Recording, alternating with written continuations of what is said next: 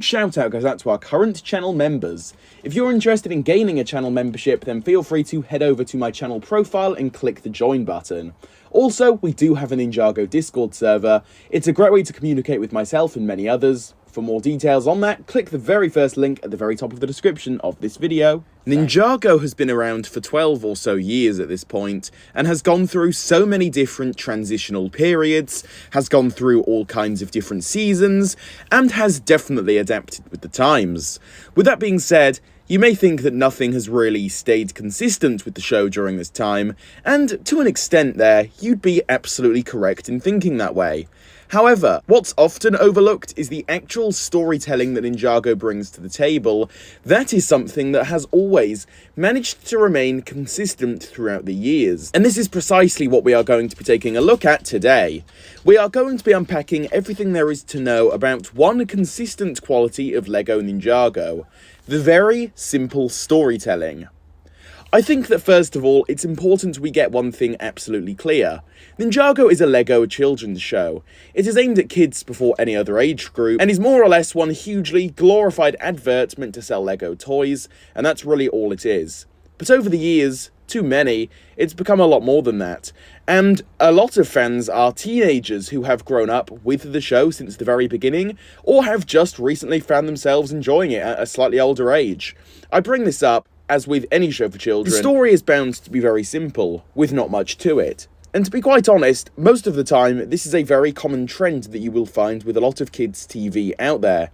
The stories are simple, but not just simple, they're almost too simple, to the point where they have the depth of a piece of cardboard. Now, at this point in the video, you may be asking yourself if I'm bringing up the point of Ninjago being just more than a kids show. What if it's something huge for adults and it's actually got this huge deep meaning to it?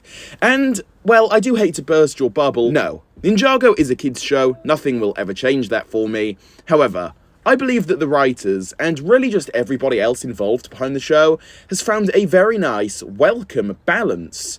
Not only is it aimed at children specifically more than any other age group, as just previously mentioned, but throughout the years, they have added in just a few different elements to the show, and the episodes that make up the show, to more or less make older viewers actually intrigued by the show and what it has to offer. This is something that just isn't found in a lot of other shows in the same bracket as Ninjago. I find a lot of this to be down to how simple the story truly is at heart.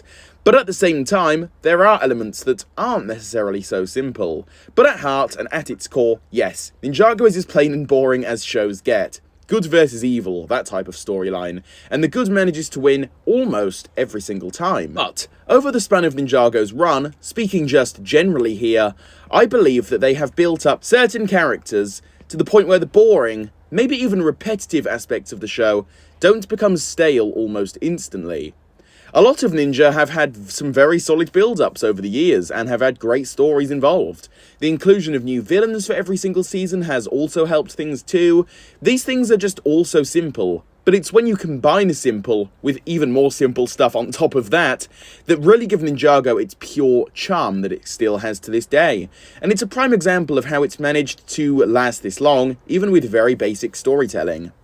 So then, to run down what we have talked about today. Despite being a children's show, Ninjago has amassed a lot of fans of all different ages, despite having, realistically, very simple storytelling.